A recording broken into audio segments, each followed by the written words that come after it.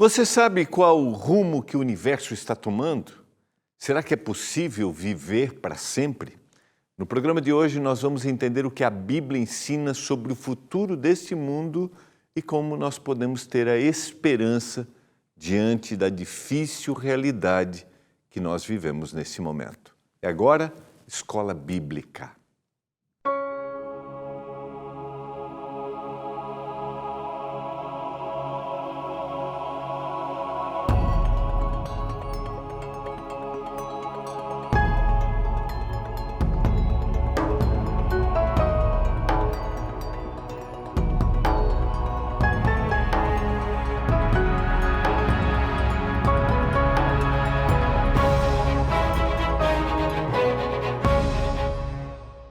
Olá, tudo bem com você? Estamos começando mais um programa Escola Bíblica aqui pela TV Novo Tempo, Canal da Esperança.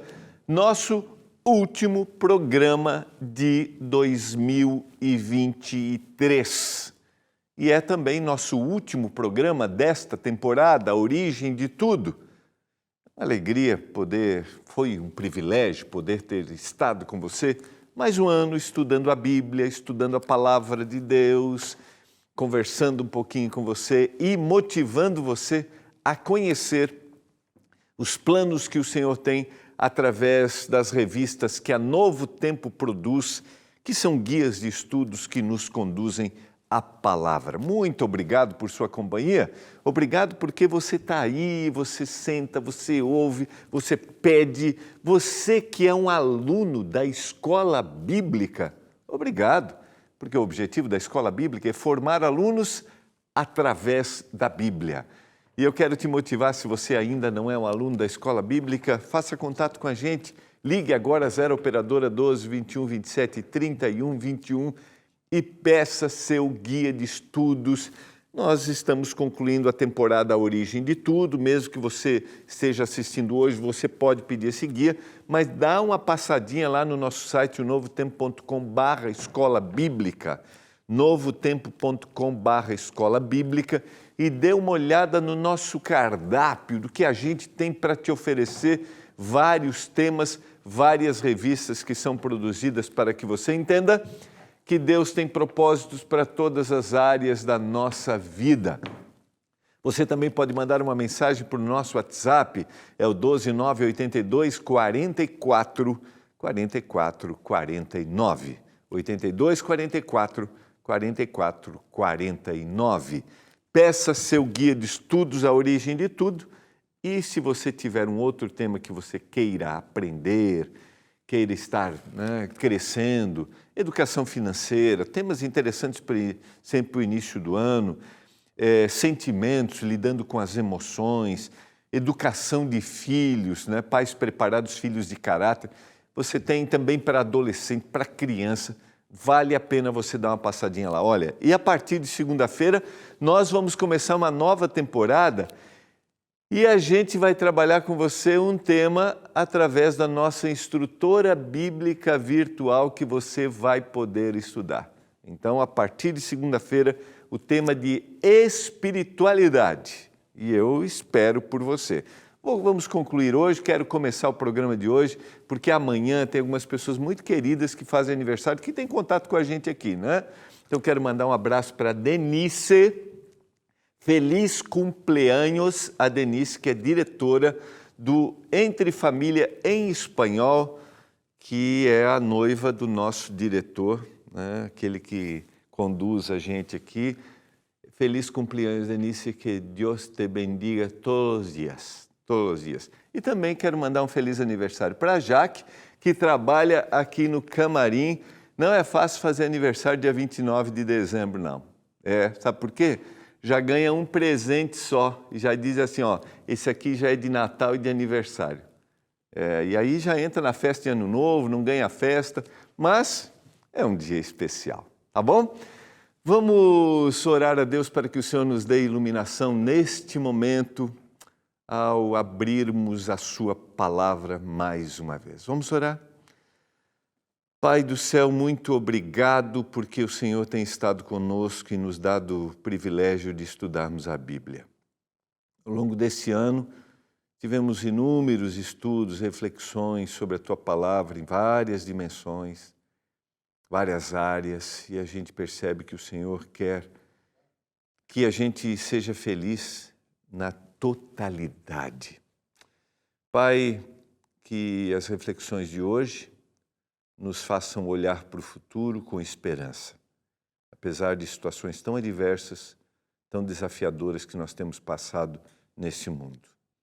Desafios nas áreas políticas, nas áreas físicas, né? A Terra passa por uma situação tão difícil, climática.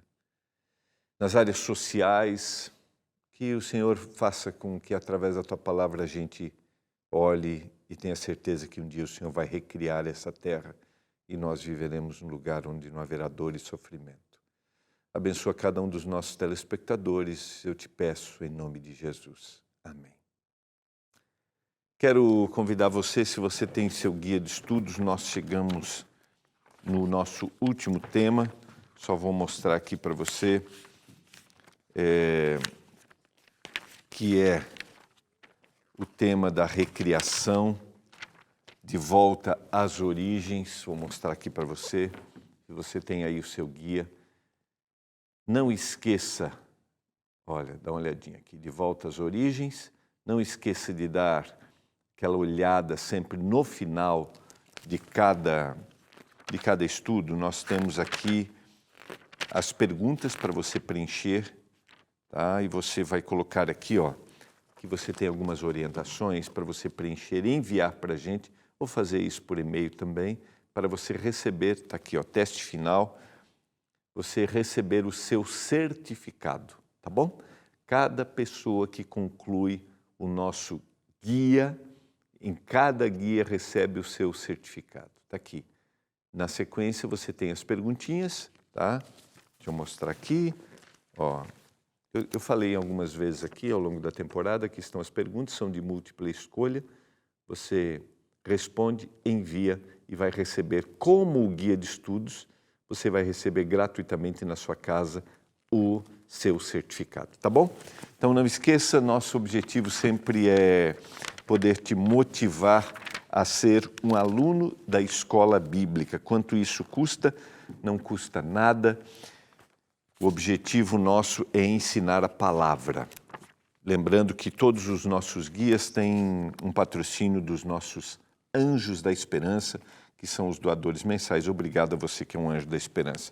Só para dar uma olhadinha aqui, olha, por que a gente vai trabalhar a questão da volta das origens? Porque nós trabalhamos a origem do universo, a origem da vida, o que aconteceu com os dinossauros, a origem do ser humano, a origem da palavra, a origem do mal. E agora vamos apresentar o tema de volta às origens. Por quê?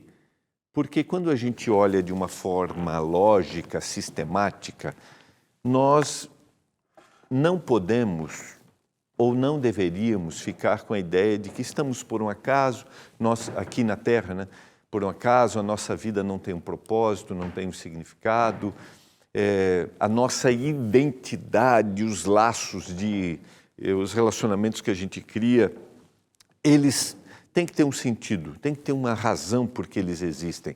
Quando são interrompidos através da morte, por exemplo, será que esses laços serão recriados? Será que esses laços nunca mais existirão? Eu não vou olhar para aquela pessoa e vou me identificar com ela? E quando a gente pensa de volta às origens, não estamos pensando num tema isoladamente, mas nós estamos num tema que está relacionado desde a origem do universo, desde a criação, desde a origem da vida, desde a criação do ser humano, do dilúvio e todo, né, o propósito da origem da palavra de Deus. Tudo isso está ligado. Eu queria que você fizesse a reflexão comigo hoje. Eu só quero voltar um pouquinho o que nós estudamos nos 2 últimos programas, onde nós trabalhamos a origem do mal, né? Nós percebemos que o mal é um intruso na criação perfeita de Deus. E a gente apresentou isso, a gente não consegue explicar como surgiu no coração daquele anjo perfeito, mas surgiu o mal e tudo isso fez com que a terra fosse transformada, a natureza humana fosse transformada. Existe uma perspectiva bíblica sobre o pecado e as suas consequências. E a gente leu, a gente citou o texto de Romanos, capítulo 5, verso 12, assim como por um só homem entrou o pecado no mundo e pelo pecado a morte, assim a morte passou a todos, porque todos pecaram, ou seja, toda a natureza humana foi transformada. E nesse processo de transformação, nós começamos ali um processo de degradação, de sofrimento, de morte, né? Tudo ficou abalado. E ligar isso de volta às origens é importante quando você vê que isso não pode durar para sempre. O pecado não é somente uma ação, mas é uma condição da natureza humana. Primariamente é a separação de Deus. Aquele que me criou, a sua imagem, primariamente eu estou ligado a Ele. Quando o pecado aconteceu, houve a separação, ou seja, eu me desliguei dEle. E agora, nesse desligar, todos os meus atos se tornam pecado, ou seja, são os atos pecaminosos. O ato de Deus permitir a existência do mal não o torna o causador do mal.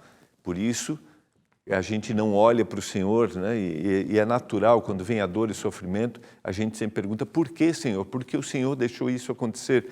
E eu citei que existem inúmeras variáveis para aquilo que acontece de ruim nesse mundo. A gente não consegue explicar todas as coisas. O mal não vai durar para sempre. Um dia ele será eliminado da terra. E aí vem a pergunta, né? Para onde vai o universo diante de todo este cenário? E eu quero agora resgatar um pouquinho algumas visões filosóficas e também depois a visão bíblica. Da perspectiva da filosofia naturalista, que dispensa Deus e dá para a natureza, ou foca que a natureza é a única explicação para todas as coisas, ou seja, a natureza por si só vai gerar o que vai acontecer, na visão naturalista, então, os cenários futuros para este planeta e para o universo não são nem um pouco esperançosos. Algumas visões que a gente tem nessa visão naturalista, né? Primeiro, um grande colapso. Se o universo realmente estiver em expansão e não houver matéria suficiente para conter essa expansão, ele poderá contrair e ser esmagado sobre si mesmo, formando talvez um super buraco negro. Depois do grande colapso, uma grande ruptura. Caso não haja matéria suficiente para frear e reverter a expansão, o universo se expandirá continuamente ao ponto de queimar todo o seu combustível. O cosmos será então um amontoado de matéria esparsa e fria e sem vida. Um grande congelamento. Daqui a uns 5 bilhões de anos, nosso Sol terá consumido boa parte do seu hidrogênio e se expandirá sem explodir, torrando Mercúrio, Vênus, Terra e Marte. Depois encolherá, se transformando numa estrela anã. Esta é uma visão da filosofia naturalista, ou seja, a natureza, por si só, vai fazer com que tudo chegue ao fim. E aí, dentro desse cenário de explicação naturalista, a gente pergunta, e nós que habitamos, que estamos, que pensamos, que refletimos, que temos que ter uma razão para a existência, nós simplesmente deixaremos de existir? E eu pergunto para você, na sua visão, existe lógica? Faz sentido a gente olhar dessa forma? Simplesmente, em algum momento, deixaremos de existir, assim como a Terra fisicamente deixará de existir. E a pergunta é o que a Bíblia nos fala a respeito disso. Existe alguma esperança para isso? Você que acompanha o Escola Bíblica, que acompanha a TV Novo Tempo, sabe que nós somos aqui, temos, né, a nossa frase é: nós somos o canal da esperança, porque cremos. E eu quero começar com o texto de São João 14, versos 1 e 2. Não se turbe o vosso coração, credes em Deus, crede também em mim. Na casa de meu Pai há muitas moradas. Se assim não fora, eu vou-lhe teria dito: vou preparar-vos lugar. E quando eu for e vos preparar lugar, diz o verso 13, voltarei e vos receberei para mim mesmo, para que onde eu estou, estejais vós também. Esta grande promessa do Senhor Jesus Cristo, ela não é única no texto bíblico. Quando nós olhamos para a Bíblia, nós encontramos o tema que mais se repete, que mais motiva aqueles que seguiam o Senhor Jesus em todas as épocas. É a volta de Jesus e a terra transformada, a certeza de que um dia não haveria mais dor e sofrimento. 2.500 vezes este tema se repete em várias circunstâncias. E eu pergunto para você, seria isso somente uma visão, algo que as pessoas só estão imaginando, só vai acontecer, ou de alguma forma isso faz sentido? E aí eu quero te convidar a ligar um ponto no outro, desde a origem do universo, a origem da vida, a origem do ser humano, a entrada do mal, do pecado, o propósito da palavra de Deus. Faria sentido olharmos e dizermos, um dia Jesus Cristo voltará a esta terra para buscar aqueles que foram fiéis a Ele dentro da sua esfera de conhecimento? Esta não é uma promessa única e eu quero relembrar algumas referências. Isaías 66, verso 22, porque como os novos céus e a nova terra que hei de fazer estarão diante de mim, diz o Senhor, assim há de estar a vossa posteridade e o vosso nome. A promessa feita ao profeta que coloca isso para o povo de Deus. Então, o povo recebia, estamos falando lá do período do Antigo Testamento, estamos falando de um povo que estava no período do cativeiro da Babilônia, nós estudamos no livro de Daniel, e que o Senhor faz a promessa, e a gente vai ver outras delas aqui, de que Ele criaria novo céu e nova terra, ou seja, a terra limitada, transformada por causa do pecado, seria transformada definitivamente. Vi novo céu e nova terra. Apocalipse capítulo 21, versos 1 e 2. Pois o primeiro céu e a primeira terra passaram. O mar já não existe. Vi também a cidade santa, Nova Jerusalém, que descia do céu da parte de Deus, ataviada como noiva adornada para o seu esposo. Lembrando o contexto de Apocalipse, João escreve na ilha de Pátimos uma promessa que ele deveria contar para todos os cristãos que viviam nas igrejas da Ásia Menor, as 7 igrejas. E ele está recebendo a mesma promessa, uma referência ao texto de Isaías. Vi novo céu e a nova terra. A referência à expressão mar já não existe. Os comentaristas dizem como ele estava numa prisão, numa ilha, estava separado do seu povo, daqueles que estavam próximos dele. O Senhor estava dizendo para ele, não haverá mais separação.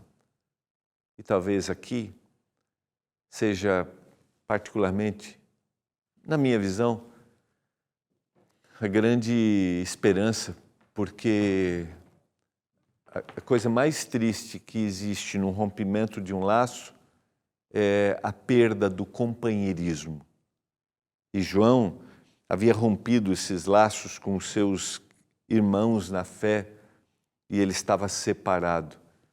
E agora o Senhor resgataria esses laços para sempre. Vai acontecer com João porque ele vai voltar, né? Mas ele deixa uma promessa que ultrapassa ao longo dos séculos. Eu quero dizer para você que se você teve laços interrompidos por causa da morte, um dia o Senhor resgatará esses laços. Novo céu e nova terra, a terra transformada para sempre. Apocalipse 21, verso 13, então ouvi grande voz vinda do trono dizendo, eis o tabernáculo de Deus com os homens, Deus habitará com eles, eles serão povos de Deus e Deus mesmo estará com eles. E onde há a presença de Deus, há a eliminação do mal. A gente pode falar aqui de uma terra transformada fisicamente, a gente pode falar de uma terra transformada socialmente, o espírito, a vida, o pecado eliminado. Estamos falando de um lugar onde não haverá mais sofrimento.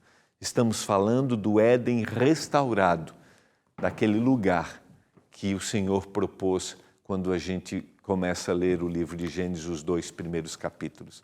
Verso 4 diz, e lhes enxugará dos olhos toda a lágrima. A morte já não existirá. Não haverá luto, nem pranto, nem dor, porque as primeiras coisas passaram.